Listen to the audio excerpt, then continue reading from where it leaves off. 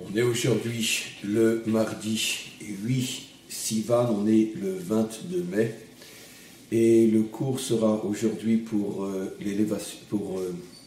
la Refoua Shelema, pour la guérison totale et complète de Shneor Zalman ben Jocelyn Shulamit, ainsi que pour la guérison totale et complète d'Avraham ben Sultana.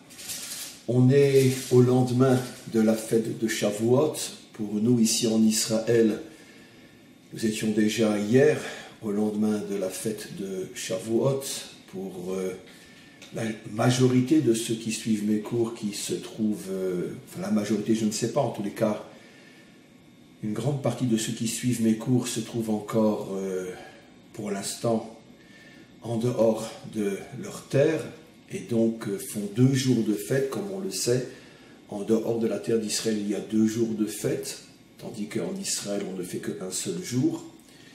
Il y a bien sûr des raisons très profondes et à la fois très simples pour expliquer la différence entre une fête qui dure 2 jours en Chutz Laaretz, en dehors de la terre, et un seul jour ici en Israël, mais ce n'est pas le sujet. Donc finalement, pour une grande partie de mes élèves qui me suivent à partir de la France ou d'autres pays, vous êtes aujourd'hui, et nous sommes aujourd'hui encore, puisque de toute façon, 1 jour ou 2 jours après la fête, c'est plus ou moins la même chose, on est encore juste après la fête de Shavuot. Et je voudrais entre aujourd'hui et demain revenir sur un point très très important avant de reprendre le cycle normal des cours. Un point que nous allons élaborer à partir d'un texte du Zohar, qui d'ailleurs est d'une certaine manière lié à l'histoire de Ruth. Normalement aujourd'hui c'est cours sur Ruth. On continuera bien sûr ces cours à partir de la semaine prochaine. Pour l'instant aujourd'hui je ne sais pas si on va pouvoir vraiment commencer le Zohar, mais quoi qu'il en soit, à titre d'introduction, et en se rappelant que le cours d'aujourd'hui, pour cette semaine encore et la semaine prochaine, est plus court que d'habitude, parce que je dois, comme vous le savez, me rendre très très vite à un autre cours en dehors de Jérusalem tout de suite après celui-là. Donc on arrête d'ici à peu près une demi-heure. Le problème que je voudrais évoquer avec vous est le suivant. On a reçu la Torah. Alors évidemment, on ne va pas évoquer et rappeler tout ce qu'il y a d'extraordinaire, d'infini, de surnaturel dans ce cadeau inimaginable qu'est la Torah, qui a été donné au Ham Israël, qui a été donné au peuple juif, et que d'une certaine manière, surtout dans nos dernières générations, les nations, elles aussi, commencent à comprendre qu'elles ont une part différente, mais une part malgré tout dans cette Torah.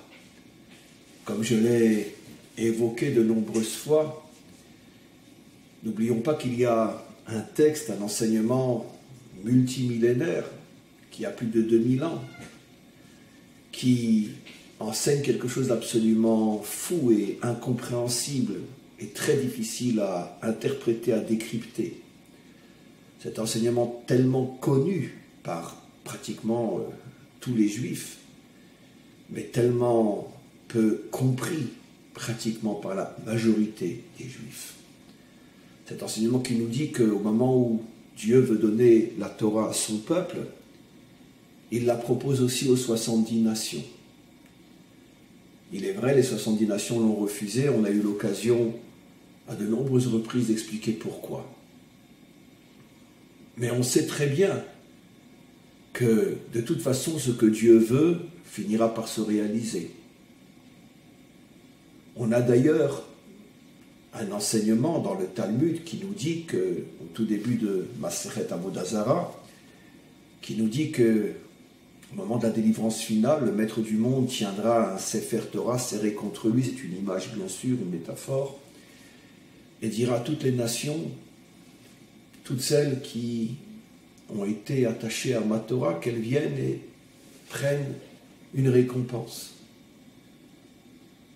Apparemment, cette demande est stupide, idiote, cynique, comme si le maître du monde ne savait pas que les nations n'ont pas pris part à la Torah durant toute l'histoire.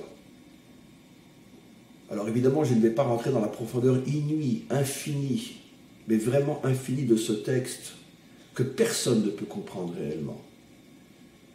Mais juste à titre d'approche très lointaine et très imparfaite, cette approche, je dirais que de là, un enseignement de plus qui nous montre que, qu'on le veuille ou non, le maître du monde considère que oui, les nations ont une part dans la Torah.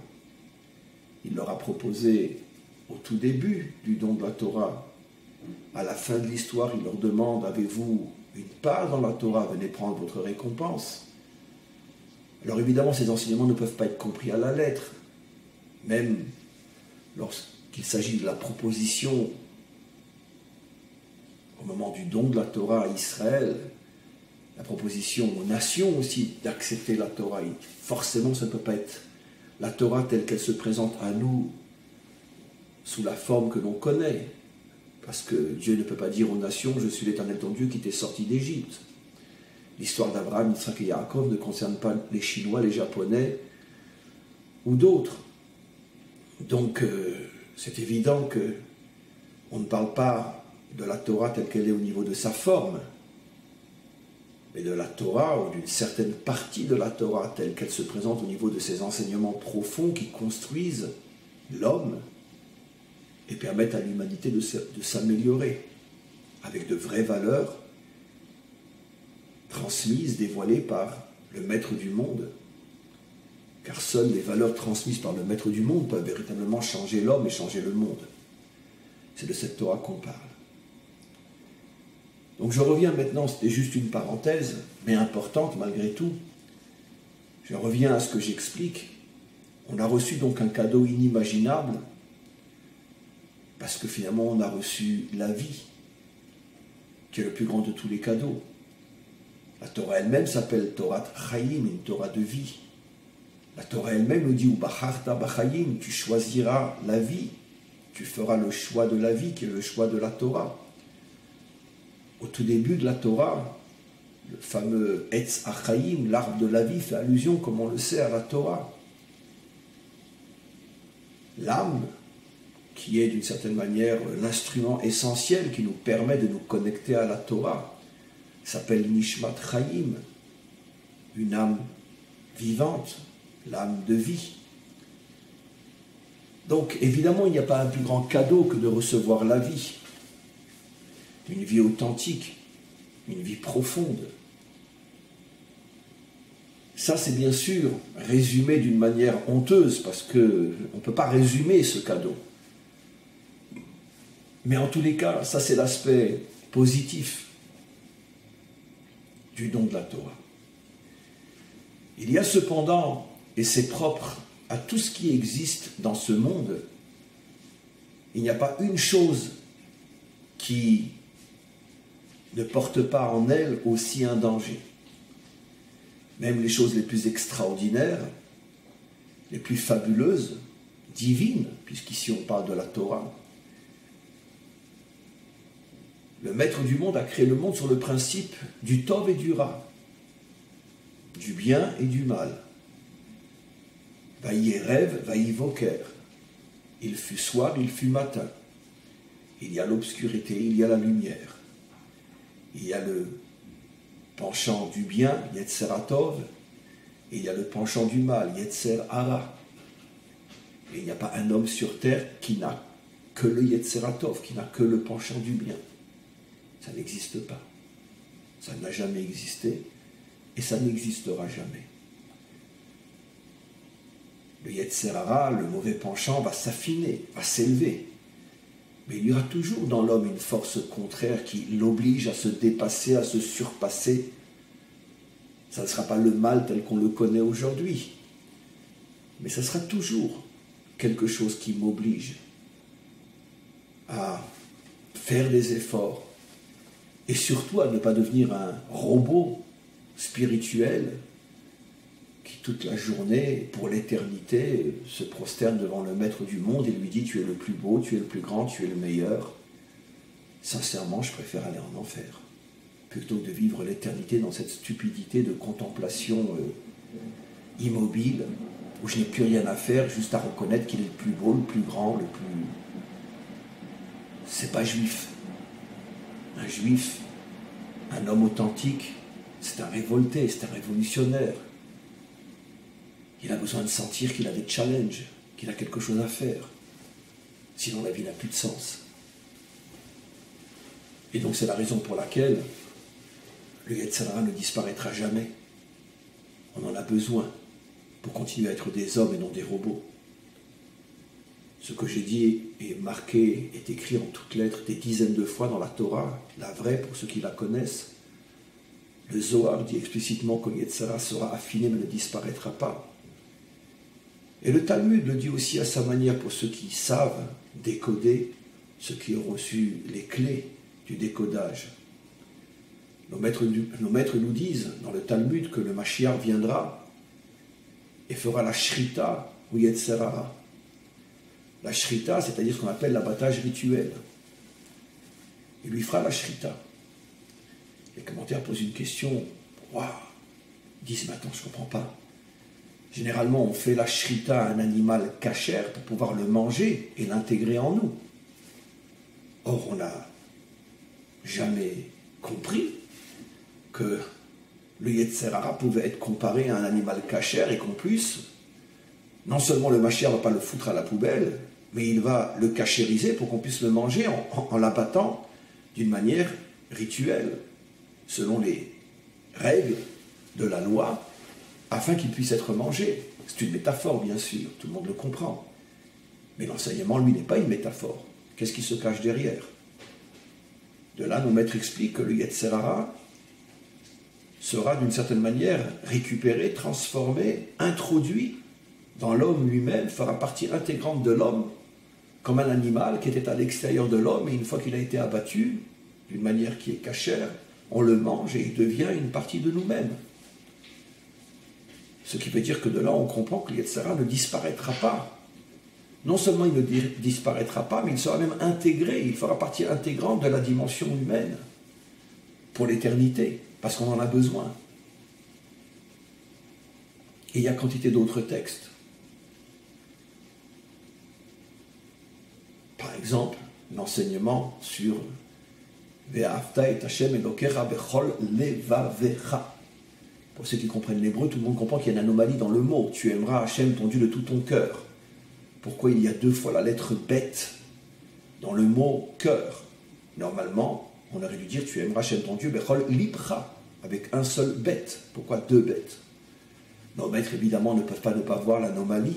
Toute anomalie grammaticale dans la Torah est bien sûr un code qui suggère un enseignement. Parce qu'il est évident que le bon Dieu savait écrire l'hébreu. Et donc nos maîtres interprètent et disent Bechol levavecha, de tes 2 cœurs. C'est pour te faire comprendre que tu dois servir Hachem avec ton Yetzer Hara Tov, ton bon penchant, et aussi avec ton Yetzer Hara, avec ton mauvais penchant. Tu dois servir Hachem avec ton mauvais penchant. Tu dois l'aimer, pardon, parce que c'est ce que dit le verset, l'aimer avec ton mauvais penchant, mais par définition, tu ne peux pas aimer Hachem avec ton mauvais penchant, puisque par définition, il est là pour t'éloigner d'Hachem. Alors vous imaginez, cet enseignement est vieux de plus de 2000 ans, vous imaginez que plusieurs océans de commentaires ont été écrits pour décrypter ce mystère. C'est un enseignement complètement codé. L'une des interprétations les plus connues et les plus reconnues est de dire que non, on veut nous faire comprendre que viendra un jour, et on doit se préparer à ce jour, où d'une certaine manière, le Yetzer Hara aura été récupéré de sorte qu'on pourra aimer Hachem même avec son Yetzer Hara. Il s'appellera toujours Yetzer Hara, mais ça ne sera pas le même qu'aujourd'hui, bien évidemment. Mais il sera toujours là en tant que Yetzer Hara, c'est-à-dire qu'il aura toujours la fonction de nous déranger. Malgré tout, on pourra servir Dieu avec cette force qui nous dérange, parce qu'elle ne nous fera plus tomber dans les horreurs que l'on connaît aujourd'hui. Mais elle sera toujours là, parce qu'elle ne peut pas ne pas être là. Si tout le monde il est beau, tout le monde il est gentil, c'est un monde qui n'a plus de sens, qui n'a plus de goût, qui n'a plus d'attirance. On a besoin d'action, on a besoin de challenge, on a besoin de prouver, de se prouver que l'on a véritablement envie de réussir. Sans obstacle, sans difficulté, c'est absolument impossible. Le maître du monde ne se permettrait pas de nous faire un coup aussi horrible que de nous robotiser en créatures religieuses qui chantent Alléluia toute la journée. Qu'à Dieu ne plaise. Dieu vaut l'enfer.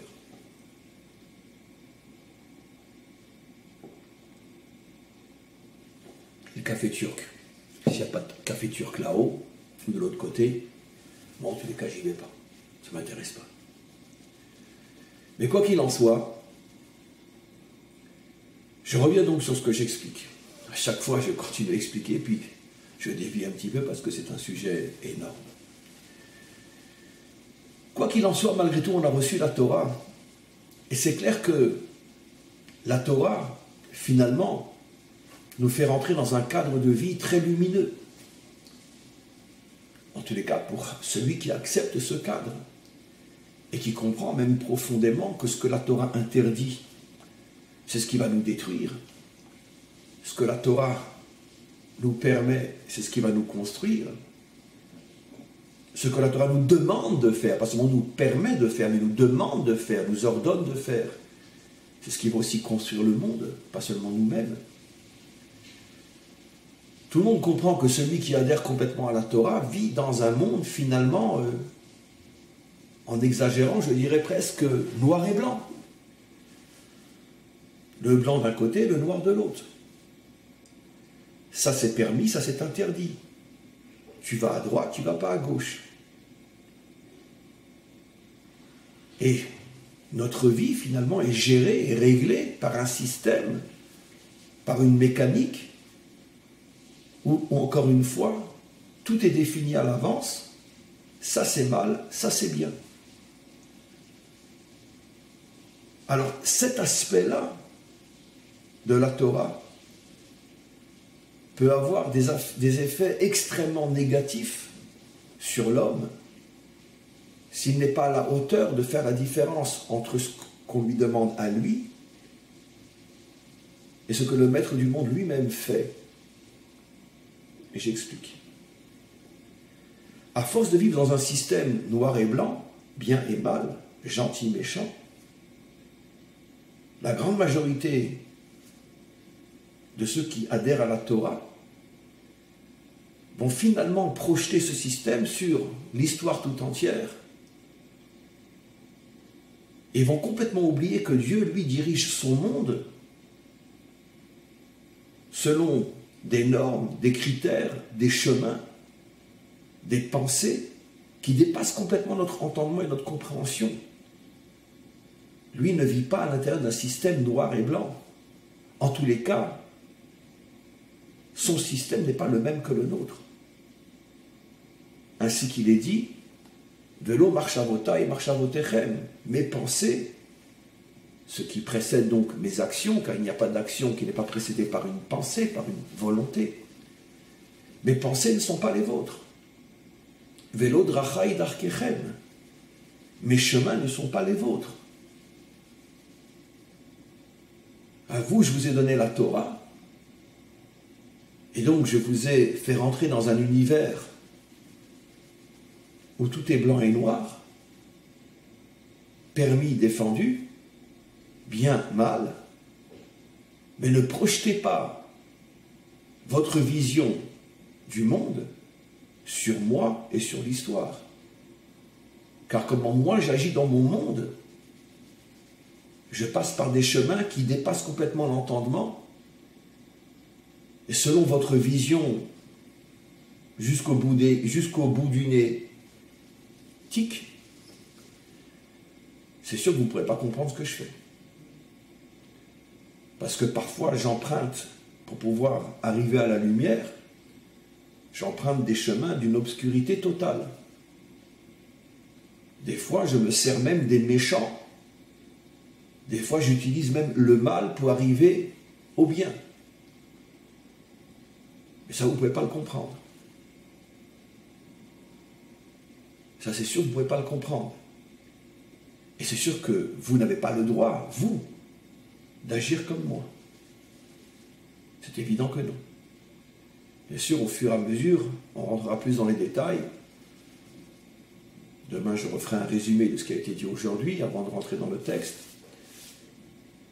Mais quoi qu'il en soit, je reviens sur ce verset important. Velo drachai darkechem, mes chemins ne sont pas les vôtres. Donc ne me faites pas rentrer dans vos catégories blanc et noir, bien et mal, parce que vos catégories ne sont pas les miennes. Ah, pourtant, certains me diront, mais comment je peux dire une chose pareille? On a un enseignement explicite qui dit que Dieu lui-même vit selon les normes de la Torah. C'est-à-dire que, évidemment, c'est une métaphore, mais l'enseignement, lui, n'en est pas. Dieu lui-même se comporte selon les normes de la Torah. Donc ce qui est blanc et noir pour nous l'est forcément pour lui aussi.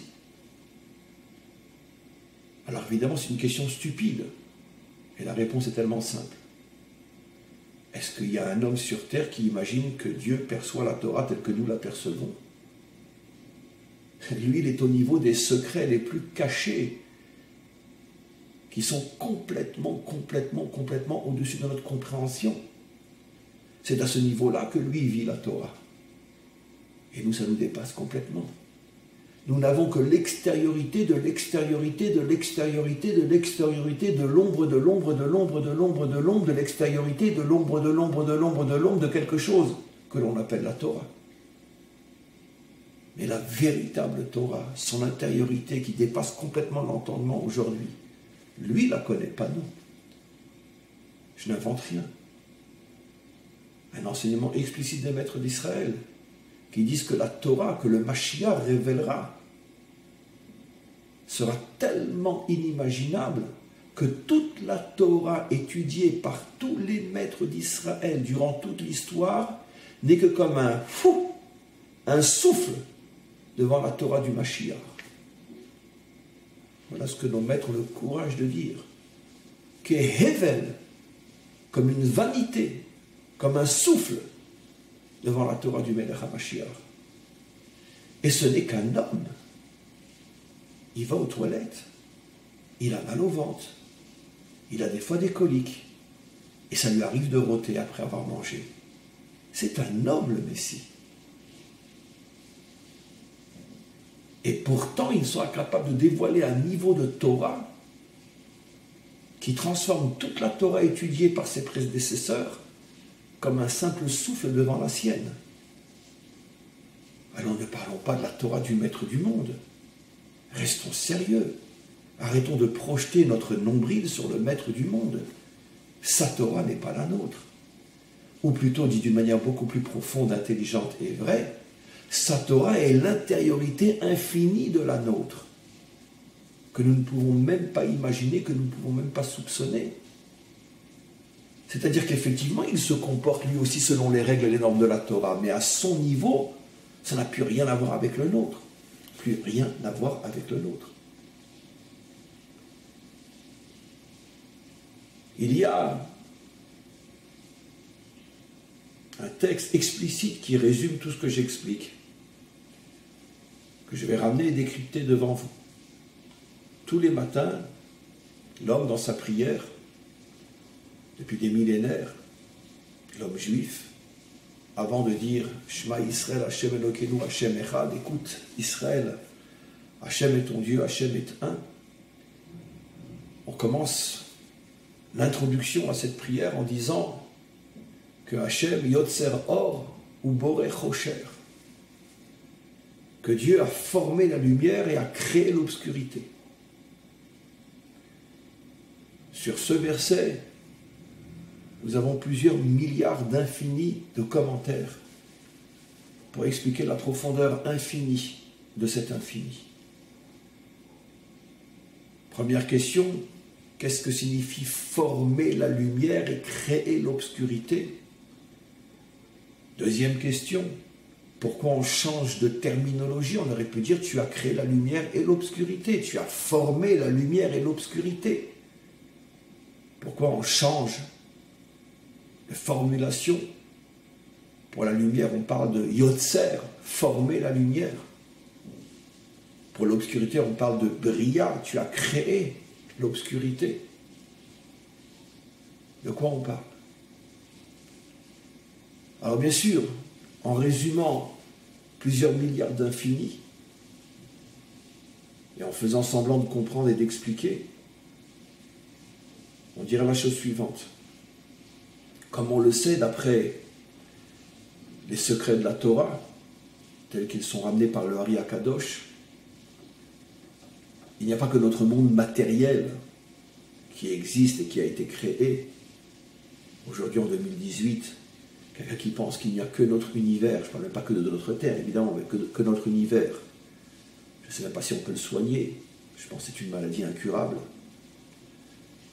Donc évidemment qu'au-delà de notre univers, existe énormément d'autres réalités, mais qui ne sont pas perceptibles par nos sens, et que on ne pourra jamais atteindre par les voies de la science naturelle, parce qu'ils appartiennent à des dimensions qui n'ont absolument pas l'enveloppe qui permettent à la science d'atteindre ces dimensions-là. Les prophètes ont pu les percevoir parce que leur science est une science qui passe par d'autres voies, par d'autres instruments.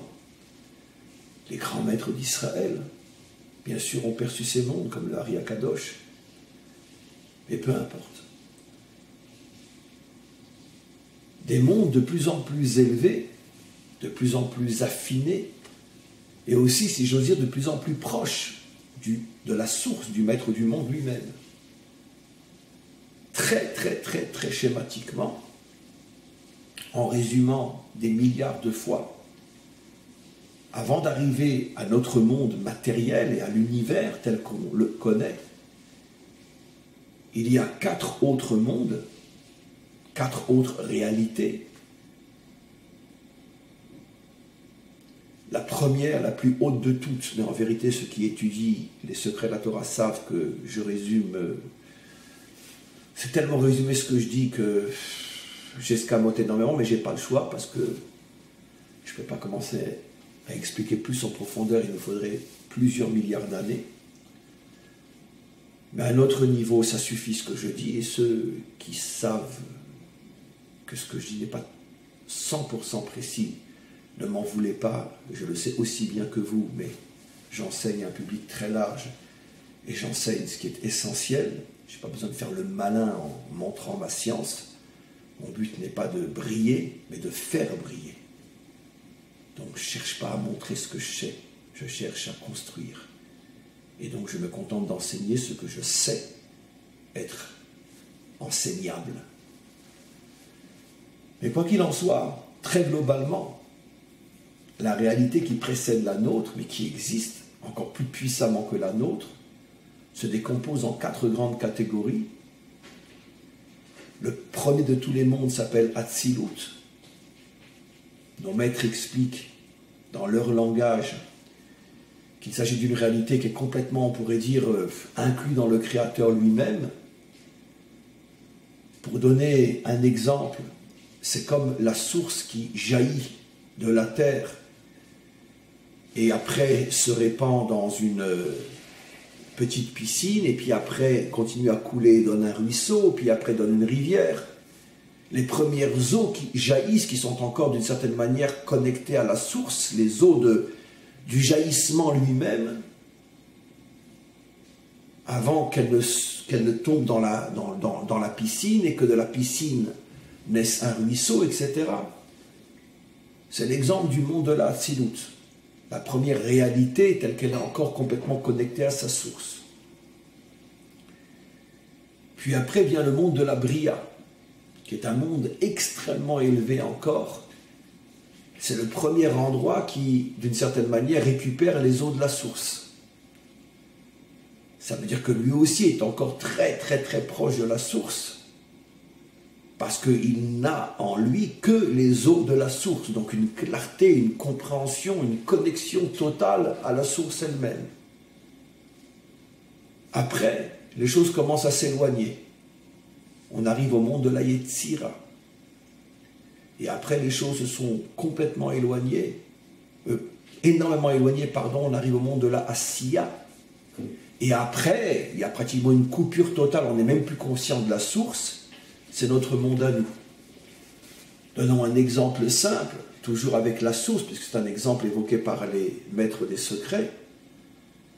Ça correspondrait à donc le jaillissement de l'eau, Atzilut, la première récupération d'eau, Bria, le ruisseau,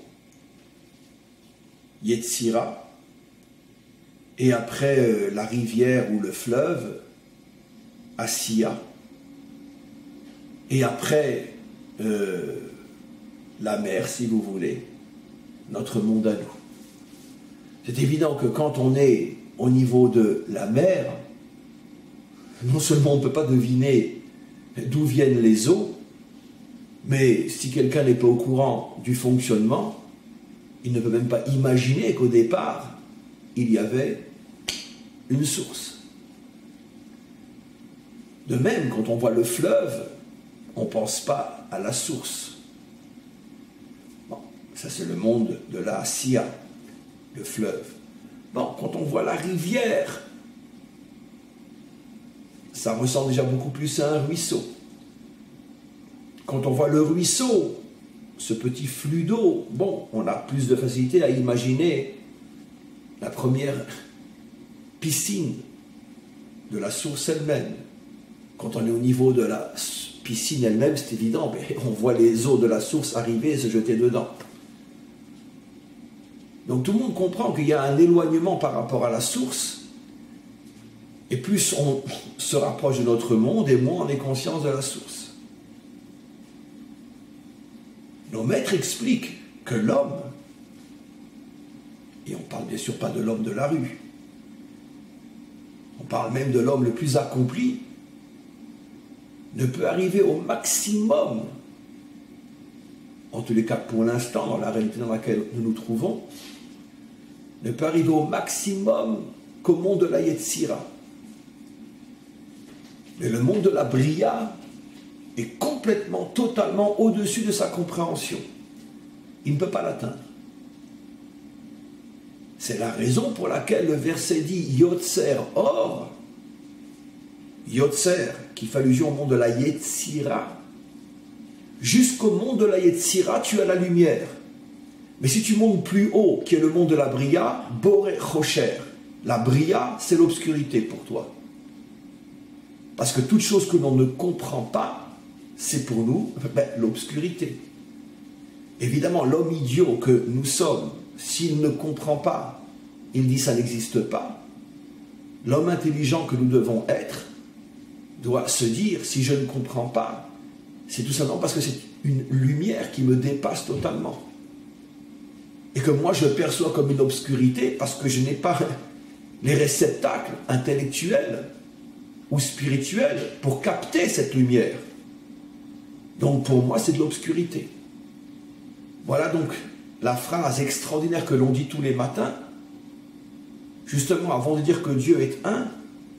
Rappelle-toi qu'il y a des choses que tu ne peux pas comprendre, que tu perçois comme l'obscurité, mais qui sont en vérité des dimensions tellement hautes que toi tu les perçois comme l'obscurité. Parce qu'elles te dépassent. C'est pour ça qu'on change de terme. Yotzer or, pour la lumière on dit qu'elle appartient au monde de la Yetzira, qui est le maximum que je peux atteindre par ma compréhension, donc je suis encore dans la lumière. Mais si je monte plus haut, j'arrive dans le monde de la Bria, et là c'est Chocher, c'est l'obscurité. Je ne comprends plus rien. L'homme, lui, ne peut atteindre que la Yetzira, mais le maître du monde, bien sûr, se trouve dans la Bria et bien plus haut aussi. D'où on le sait, le premier verset de la Torah. Bereshit bara Elohim et Hashamayim et Haaretz. Il est dit Bria. Le maître du monde a été boré le ciel et la terre. Ce qui veut dire, l'explication profonde est que lui dirige le ciel et la terre au niveau du monde de la Bria.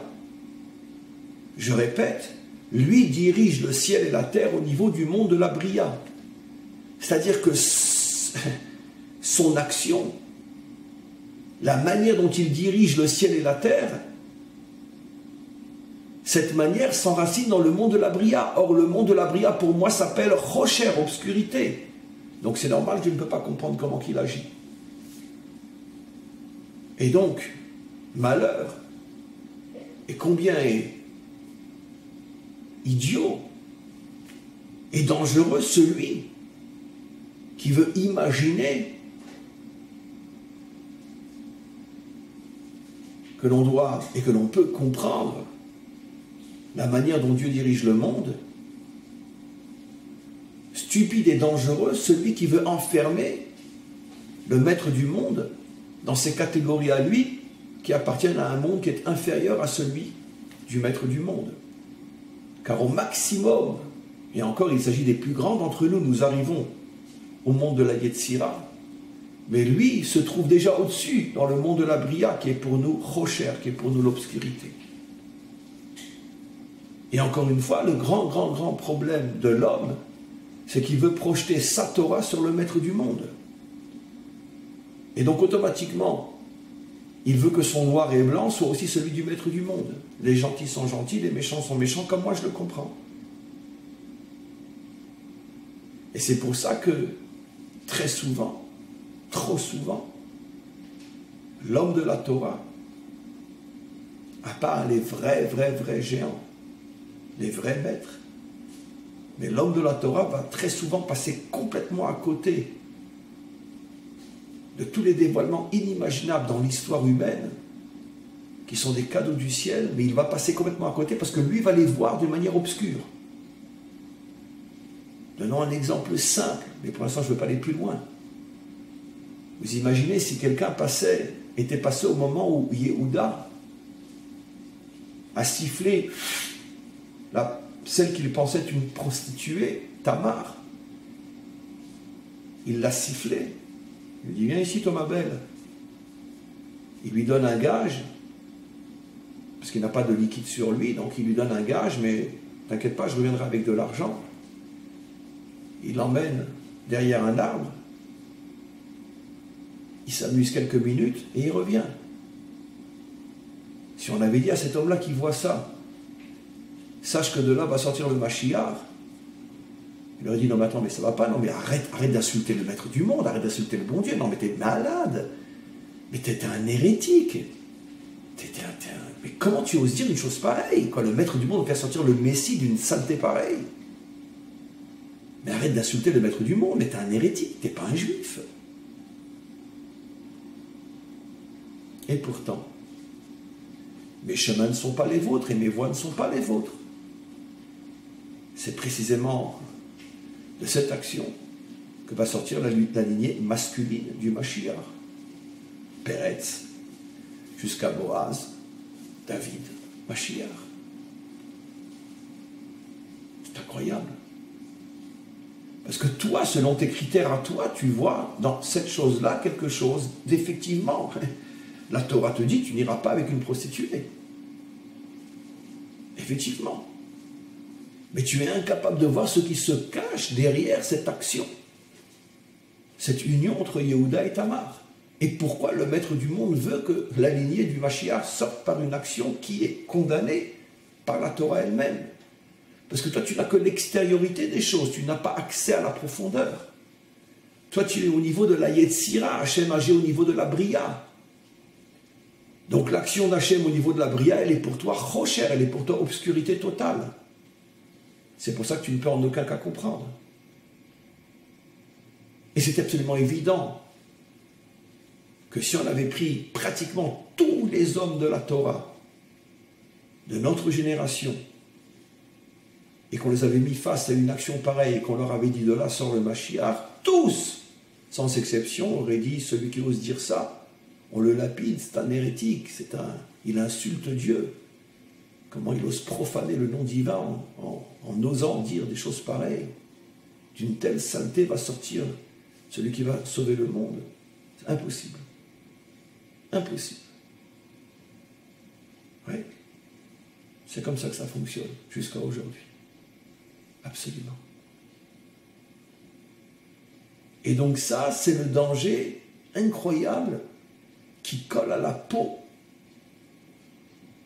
de 99,9% des hommes de Torah.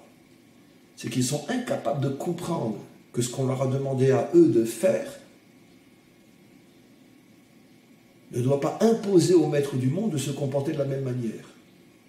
Et ta manière à toi de comprendre les choses, c'est ta manière à toi de comprendre les choses telles que Dieu veut que tu comprennes. Mais pour toi, pour les hommes, mais moi, fichez-moi la paix. Je dirige mon monde d'une manière qui dépasse complètement votre compréhension à vous. Et ne me faites pas rentrer dans votre trou d'aiguille. J'ai mon plan, laissez-moi faire. Voilà un enseignement d'une importance inimaginable. Je vous ai livré dans ce cours l'une des clés les plus incroyables de la Torah authentique et de la vision authentique du monde. On va bien sûr continuer demain, on va affiner demain, et en attendant à tous et à toutes une très très bonne journée.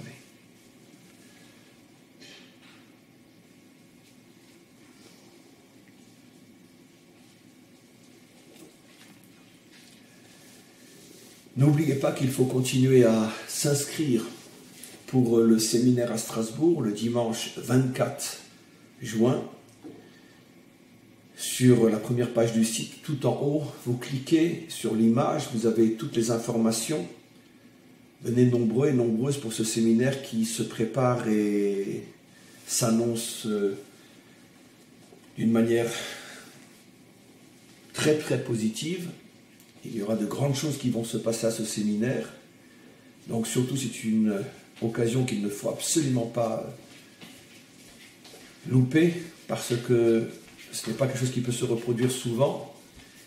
Et donc vraiment, tous et toutes, tous mes élèves non juifs, puisque ce séminaire s'adresse exclusivement à des Bnei Adam non juifs, inscrivez-vous, faites l'effort de venir, et croyez-moi, vous ne serez absolument pas déçus.